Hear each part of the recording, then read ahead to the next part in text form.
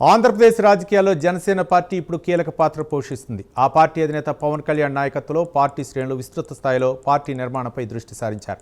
విశాఖపట్నంలో జరిగిన పార్టీ నిర్మాణ కార్యక్రమంపై జనసేన పార్టీ నాయకులు పలు అభిప్రాయాలను పంచుకున్నారు. ఈ భేటీలో కనక మహాలక్ష్మి అమ్మవారి ఆలయం ట్రస్ట్ బోర్డు చైర్మన్, మాజీ కార్పొరేటర్ కందుల నాగరాజు తమ అభిప్రాయాలు వెల్లడించారు. పార్టీని మరింత బలోపేతం చేయడంతో పాటు అనుబంధ కమిటీల ఏర్పాటు ఆవశ్యకతపై ఆయన మాట్లాడారు. పూర్తి వివరాలు మా విశాఖ ప్రతినిధి మీనా ఫేస్ టు ఫేస్ ద్వారా అందిస్తారు. విశాఖపట్నంలోని దసపల్ల వేదికగాను జనసేన నిర్మాణ సారథుల సమాచార సేకరణ కమిటీ ఆధ్వర్యంలోని మీడియా సమావేశాన్ని ఏర్పాటు చేశారు. అదేవిధంగా కూడా ఇక్కడ సభను ఏర్పాటు చేసి కూడా ఇక్కడ కొనతాల రామకృష్ణ గారు, అదేవిధంగా ఇక్కడ మాజీ కార్పొరేటర్, జనసేన మాజీ కార్పొరేటర్ కందుల నాగరాజు గారు ఉన్నారు. ఈ సమావేశం గురించి ఆయన మాట్లాడుతున్నారు తెలుసుకుందాం. సార్ నమస్తే సార్. సార్ ఏంటి సార్ ఈ సేకరణ కేంద్రము, తర్వాత అదేంటి? నమస్కారం. భారతదేశంలో అనేకమైనటువంటి ప్రాంతీయ పార్టీలు ఉన్నప్పుడు కూడా ఎక్కడా లేని విధంగా మరి మా అధినేత డిప్యూటీ సీఎం పవన్ కళ్యాణ్ గారు ప్రజల భాగస్వాములు చేయాలి, కార్యకర్తల భాగస్వాములు చేయాలి, కార్యకర్తల నాయకులుగా తయారు చేయాలన్న ఒక ఆలోచనతో మరి ప్రతి పార్లమెంట్ నియోజకవర్గానికి 25 మంది సభ్యులతో అబ్జర్వర్లు కానీ లేదంటే వాళ్ళని గ్యాదర్ చేసేటువంటి కార్యక్రమం కానీ పెట్టి ఈరోజు ఇక్కడ 3 రోజుల పాటు కంటిన్యూగా ఏ కార్యకర్త కష్టపడ్డారో ఆ కార్యకర్తకి సముచితమైన స్థానం కల్పించాలన్న ఒక ఆలోచనతో ప్రతి ఒక్కరి దగ్గర వాళ్ళు కోరుకునే విధంగా వాళ్ళకి ఇంట్రెస్ట్ ఉన్న దాంట్లో ఒక అప్లికేషన్ ఇస్తే దాన్ని స్క్రూటినీ చేసుకొని వాళ్ళు అర్హులా కాదా తెలుసుకొని, నిజాయితీ పరులా కాదా తెలుసుకొని, ఎంతవరకు పార్టీకి ప్రజలకి ఉపయోగపడతారో చూసుకొని వాళ్ళకి సముచిత స్థానం కల్పించడం కోసం పెట్టినటువంటి ఈ కార్యక్రమం నిజంగా మరి ఇంతవరకు చరిత్రలో మేము ఎక్కడా చూడలేదు. అనేక రాజకీయ పార్టీలు ఉన్నప్పుడు కూడా ఎవరు కూడా పిలిచి నీకు ఆ అధికారం కల్పిస్తాను, నువ్వు కష్టపడని చెప్పే వ్యక్తి లేడు. అటు గొప్ప వ్యక్తి పవన్ కళ్యాణ్ గారు. ఆయన ఈరోజు ఈ పార్టీ పెట్టడమే పేద ప్రజల కోసం, బడుగు బలహీన వర్గాల కోసం, ఎవరైతే అణగారిన వర్గాలు ఉన్నారో, ఎవరినైతే కార్యకర్తలు అనుకొని తొక్కేస్తున్నారో అటువంటి వాళ్ళ కోసం పెట్టినటువంటి పార్టీ జనసేన పార్టీ. మరి ఆయన సిద్ధాంతాలు కానీ ఆయన తాలూకా నియమ నిబంధనలు కానీ చాలా చక్కగా ఉన్నాయి. ప్రజలందరూ హర్షం వ్యక్తం చేస్తున్నారు. ఇవాళ 100 కొలది జనం వచ్చి ఇవాళ ప్రతి ఒక్కరు కూడా నా వంతు నేను పార్టీ కోసం, నా వంతు నేను ఈ ప్రజల కోసం, నా వంతు నేను ఈ రాష్ట్రం కోసం కష్టపడతానని చెప్పి ప్రతి ఒక్కరు కూడా ముందుకు వస్తున్నందుకు అందరికీ ధన్యవాదాలు తెలియజేసుకుంటున్నాను. నెక్స్ట్ సార్, ఈ కమిటీ యొక్క ముఖ్య ఉద్దేశం ఏమిటి అంటే, తర్వాత నియమ నిబంధనలు ఏమైనా ఉన్నాయా?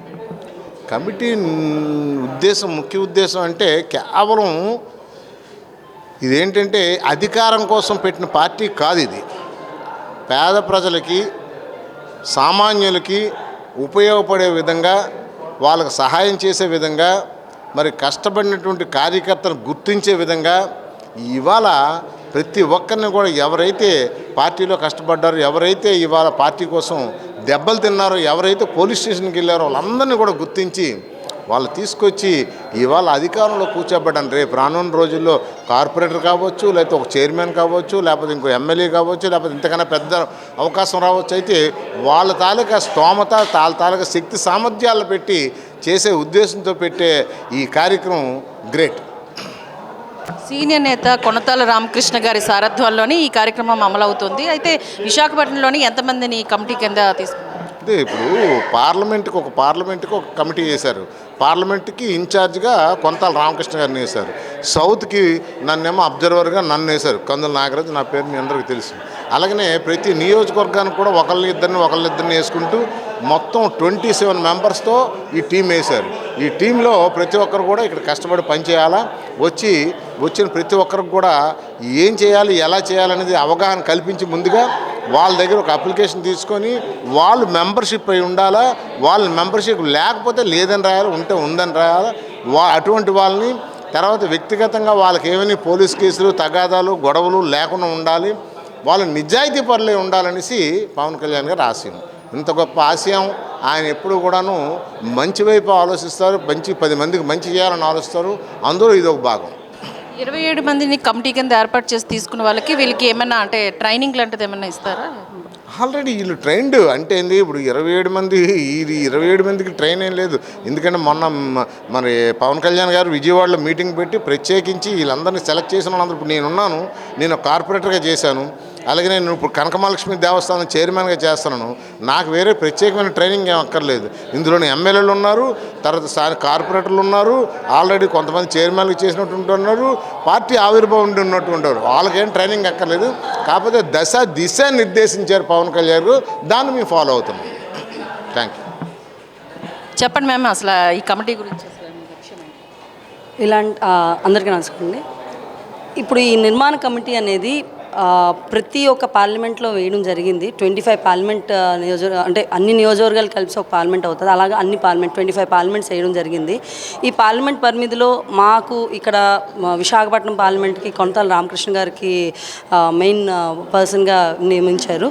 మాకు చాలా ఆనందంగా ఉంది ఏంటంటే, ఇప్పుడు పార్టీ అనేది నిర్మాణ సంస్థలో స్టార్ట్ అయింది కాబట్టి రేపు రాబోయే కాలంలో చాలా వరకు చాలామందికి మా అంటే మేము ఎంతో కృషి చేసి ఇంతవరకు మేము చేసాం, దానికి గుర్తింపు అనేది ప్రతి ఒక్కరికి వస్తుందని ఒక ఆనందంగా ప్రతి ఒక్కరు హర్షం వ్యక్తం చేస్తున్నారు. జనసేనలో ఉన్న ప్రతి వీరమహిళ అవనివ్వండి, జన సైనికులు అవనివ్వండి, ప్రతి ఒక్కరు చాలా చాలా హ్యాపీగా ఉన్నారు. ఎందుకంటే ఇన్ని సంవత్సరాలకైనా మాకు ఒక గుర్తింపు వస్తుందని. సో దీనికైతే మేము 100% మా తరపు నుంచి మేము ఏం చేయాలో మేము దానికి తోడ్పడతాం.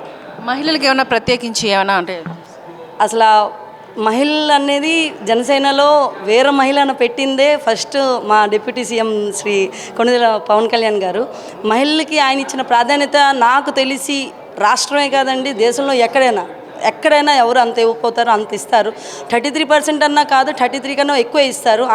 ఆయన ఒకటే అంటారు, వేరే మహిళగా మీరు ఎంతవరకు మీరు చేయగలుగుతున్నారో చేయండి, మీరు చేయాలనుకున్నారు చేయండి, మా తరపు నుంచి మేము ఎంత ఇవ్వాలనిపిస్తున్నాం కాబట్టి మా తరపు నుంచి కూడా మేము 100% యాజ్ ఏ వీరమహిళ అని కాదండి, ప్రతి వీరమహిళ నుంచి ఒక వాయిస్ నేను చెప్తున్నానండి. ప్రతి వీరమహిళ చాలా ఆనందంగా ఉన్నాం. ఎందుకంటే ఒక కమిటీ ఏర్పడుతుందంటే ఎన్నో సంవత్సరాల నుంచి కృషి మాకు ఇవాళ ఒక నిర్మాణంలో మాకు వస్తుందని ఒక హ్యాపీగా ఉందండి. Thank you.